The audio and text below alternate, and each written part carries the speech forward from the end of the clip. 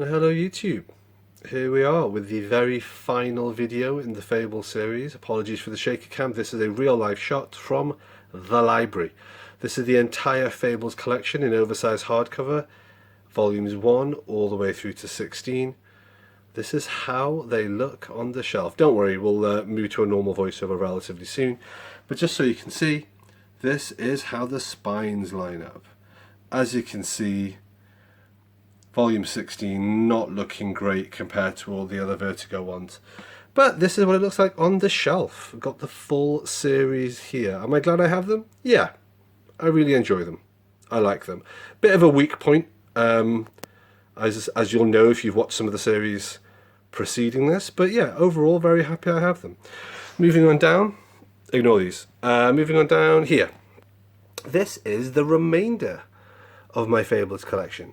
We've got Jack of Fables, 3 hardcovers, and then we've got some Ferris and a few other bits and pieces that I've kept. But the rest of them I haven't really kept. Just basically just read them and then passed them on. So yeah, this is the rest of the collection, and that is the full hardcover set. Yeah, I hope that's good for you. Oh, I think actually further along we have got the we've got the encyclopedia there. But otherwise, yeah, this is my collection. I do need to reorganise the library a little bit. There will be a library tour coming at some point, possibly next year. But yeah, thought you'd get a kick out of it. Anyway, let's have a chat about some of the ones we may have missed.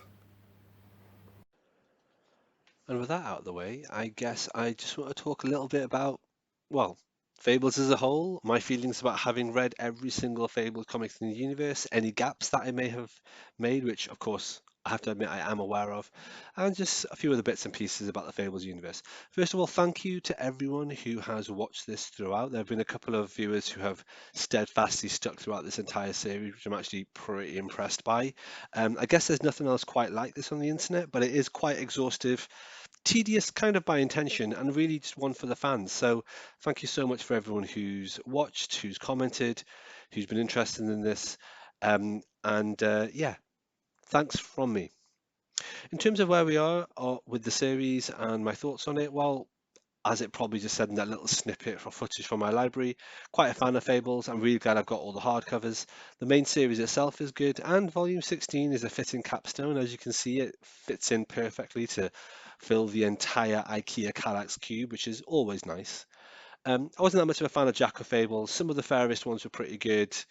Obviously, there's the other spin-offs, Ever After, Cinderella, things like that, which were an enjoyable read, and hopefully that kind of was useful and interesting for viewers of the channel to see and to follow along with me. So that was the end of Fables. I'm glad I did this, partly because I hadn't read all of Fables. In fact, I hadn't read most of the ones that I've read in this 33 video series until I actually did the series. So it's always a good impetus and motivation to doing a series to do something like this. So have I covered every single Fable issue? I actually haven't, and I am aware of that. So here are a couple that I've forgotten about or deliberately excluded. Take it however you will.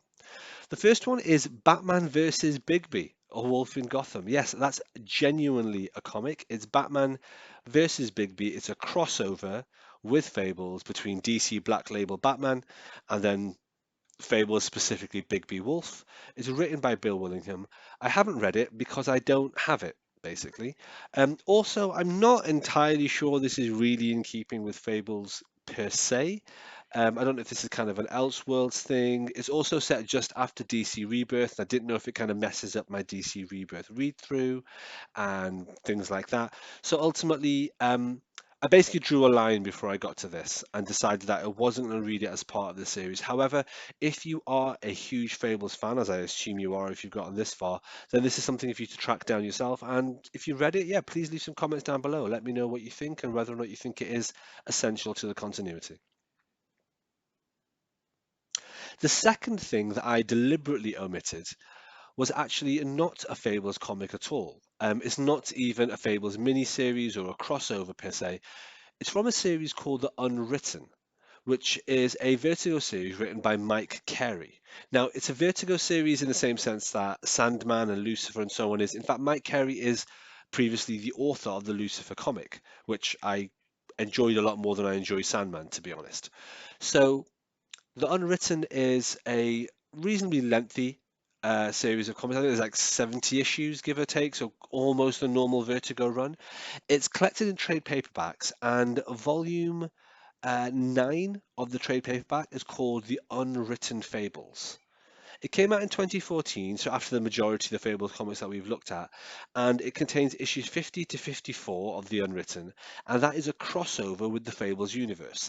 Now, it's not a crossover in the same way the Great Fables crossover was a crossover, that kind of crossed between Jack of Fables and had the Literals miniseries.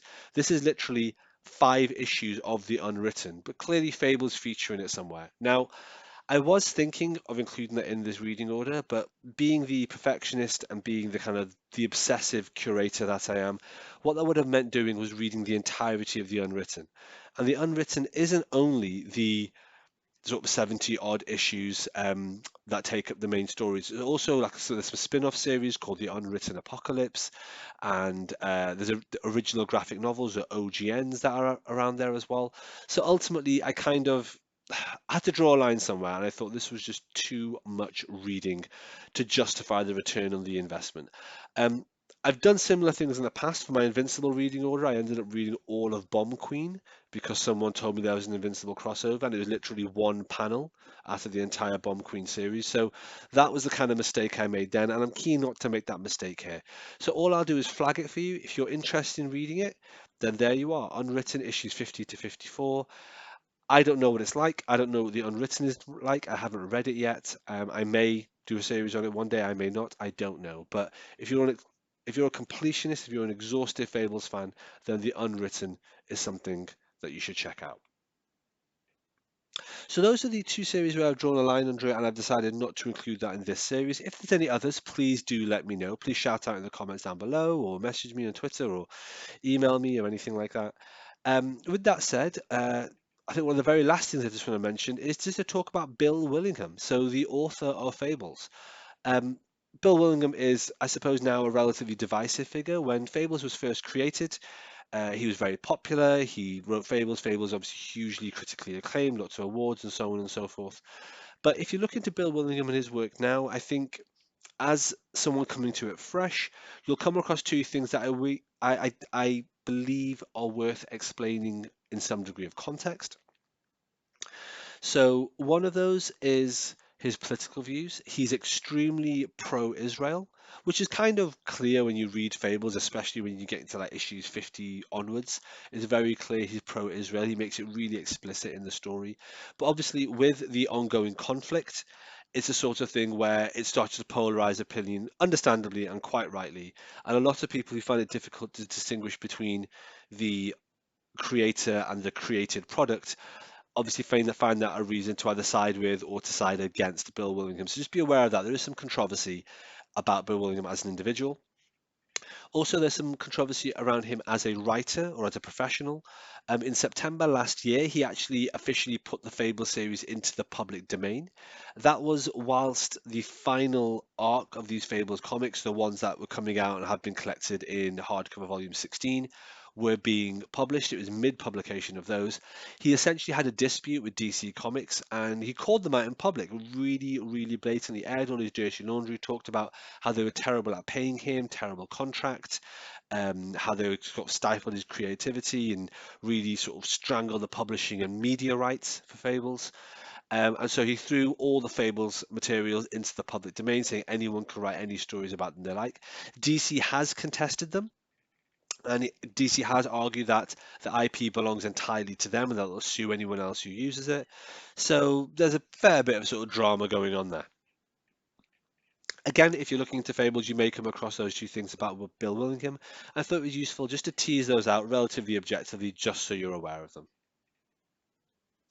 Well, so with that all out of the way, with those points all kind of drawn out, all I want to do is to really, again, just say thank you so much for watching. Thank you so much for sticking with it. The next set of videos I'm going to drop on the channel are going to be, I think, a couple of one-off random ones, and then something teasing getting into DC Rebirth. That's still going to be a while away, don't worry. The videos will update and explain the progress of what's going on there. And then, just in order to keep up a weekly release cadence for the channel, and to maintain some kind of momentum, I'm probably going to dive into another weekly series, again taking a long running series of hardcovers or deluxe editions that I own but haven't read, and really deciding to do that as a way of galvanizing me to read them. In fact, I think the next series that I'm going to do is, in fact,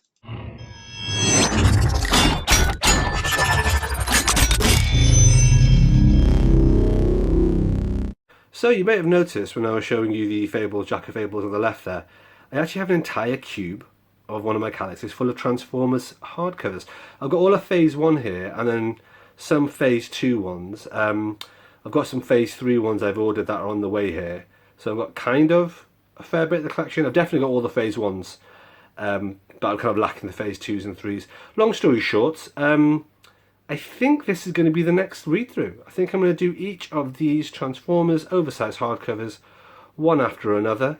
The ones that I've got physically, as you can see here, and then some others that I'll just get from the library and read in trades and things like that. But yeah, how about that as a next series? What does everyone think? Let me know in the comments down below. all right, thanks for watching, everybody. As always, please like, comment, subscribe. As always, please follow me on Twitter at I am Thomas Judge, where I will post a daily review of whatever comics I've been reading. You can get an idea of what I'm up to on the channel. And as always, please support the channel by heading over to Amazon.com and checking out my prose novel about superheroes. It's a completely original piece of work. The first episode in it is called Arrivals, and the series as a whole is called No Gods or Kings. You can find an excerpt of that on my website, nogodsorkings.com. Until next time, everybody, stay classy.